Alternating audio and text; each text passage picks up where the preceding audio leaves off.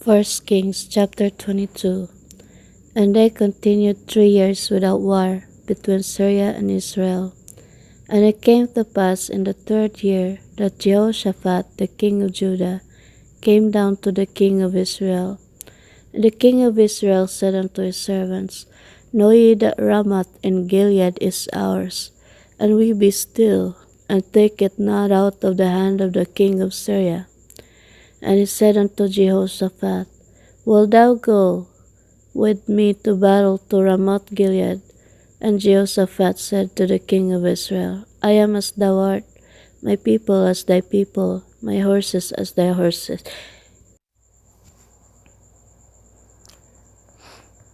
And Jehoshaphat said unto the king of Israel, Inquire, I pray thee, at the word of the Lord today.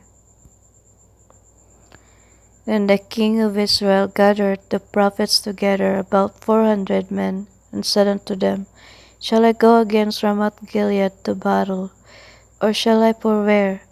And they said, Go up, for the Lord shall deliver it into the hand of the king. And Jehoshaphat said, Is there not here a prophet of the Lord besides, that we might inquire of him?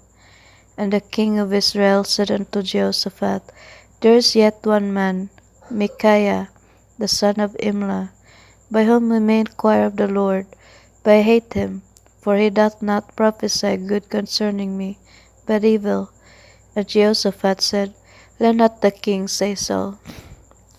Then the king of Israel called an officer and said, Hasten hither Micaiah, the son of Imlah. And the king of Israel and Jehoshaphat, the king of Judah, sat each on his throne, having put on their robes in the void places in the entrance of the gate of Samaria. And all the prophets prophesied before him. And Zedekiah, the son of Chenaanah, made him horns of iron. And he said, Thus saith the Lord, With these shalt thou push the Syrians until thou have consumed them. And all the prophets prophesied so, saying, Go up to Ramoth Gilead, and prosper, for the Lord shall deliver it into the king's hand.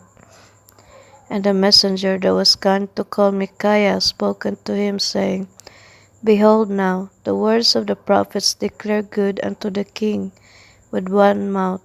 Let thy word, I pray thee, be like the word of one of them, and speak thou which is good. And Micaiah said, As the Lord liveth, what the Lord said unto me, that will I speak.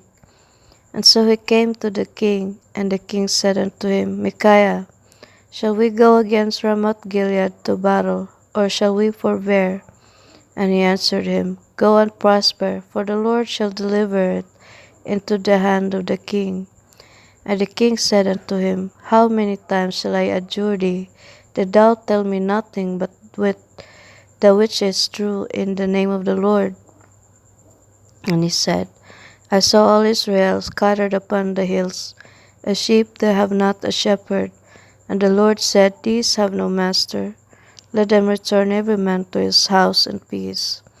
And the king of Israel said unto Jehoshaphat, Did I not tell thee that he would prophesy no good concerning me, but evil?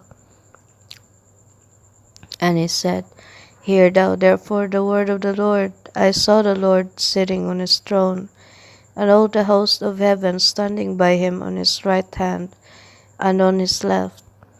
And the Lord said, Who shall persuade Ahab, that he may go up and fall at Ramoth Gilead? And one said on this manner, and another said on that manner. And there came forth a spirit, and stood before the Lord, and said, I will persuade him. And the Lord said unto him, Wherewith? And he said, I will go forth, and I will be a lying spirit in the mouth of all his prophets.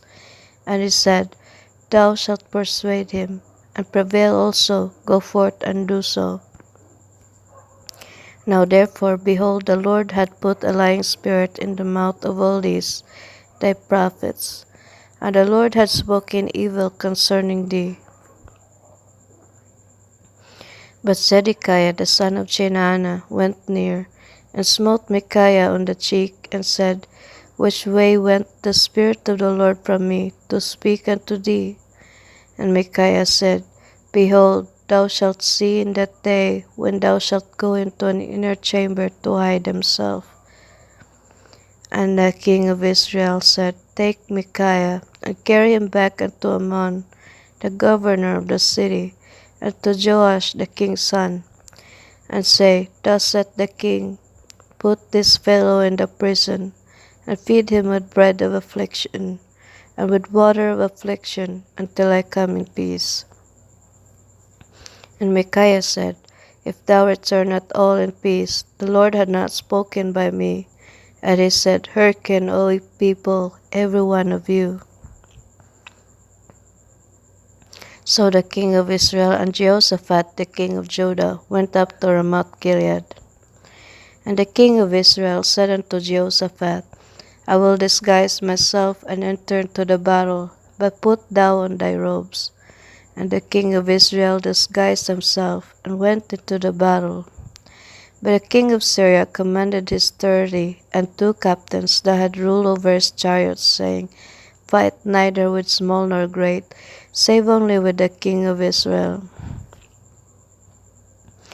And it came to pass, when the captains of the chariots saw Jehoshaphat, that they said, Surely it is the king of Israel. And they turned aside to fight against him. And Jehoshaphat cried out. And it came to pass, when the captains of the chariots perceived that it was not the king of Israel, that they turned back from pursuing him. And a certain man drew a bow at a venture, and smote the king of Israel between the joints of the harness. Wherefore he said unto the driver of his chariot, Turn thine hand, and carry me out of the host, for I am wounded. And the battle increased that day, and the king was stayed up in his chariot against the Syrians, and died at even, and the blood ran out of the wound into the midst of the chariot. And there went a proclamation throughout the host about the going down of the sun, saying, Every man to his city, and every man to his own country. So the king died and was brought to Samaria. And they buried the king in Samaria. And one washed the chariot in the pool of Samaria, and the dogs licked up his blood, and they washed his armor according unto the word of the Lord which he spoke. Now the rest of the acts of Ahab, and all that he did, and the ivory house which he made, and all the cities that he built, are they not written in the book of the chronicles of the kings of Israel? So Ahab slept with his fathers, and Ahaziah his son reigned in his stead.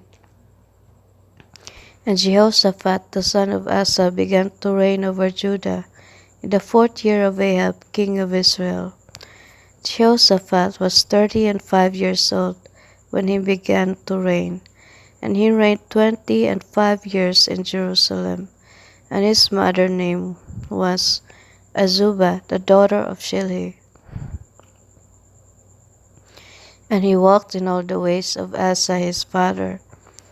He turned it not aside from it, doing that which was right in the eyes of the Lord.